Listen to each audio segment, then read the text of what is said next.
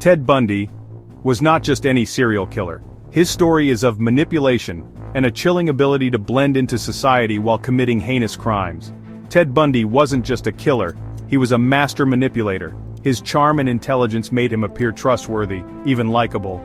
Bundy's ability to mask his true nature allowed him to evade capture for years. Born Theodore Robert Bundy on November 24, 1946 in Burlington, Vermont, Bundy's early life was marked by confusion and deceit. Raised by his grandparents, who he believed were his parents, Bundy grew up believing that his mother was his sister. By the 1970s, Bundy's charm masked a darker side.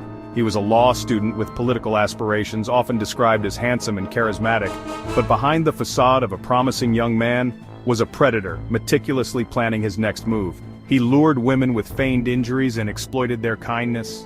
Bundy would often pretend to be injured, using a sling or crutches to appear vulnerable. This tactic played on the empathy of his victims, who would offer to help him. Bundy confessed to 30 murders, but experts believed the true number could exceed 100. His crimes were heinous. The sheer scale of his killing spree is staggering, with victims spread across multiple states. Bundy's trials were media circuses. The public was fascinated by the handsome, articulate man who stood accused of such horrific crimes. Despite his attempts to manipulate the court and the public, Bundy was ultimately found guilty and sentenced to death.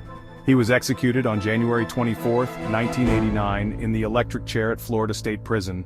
Bundy's death was met with a mix of relief and reflection, as people grappled with the horror of his crimes and the impact he had on so many lives. Ted Bundy's story isn't just about his crimes, it's a chilling reminder of the monsters that can hide behind the most charming smiles.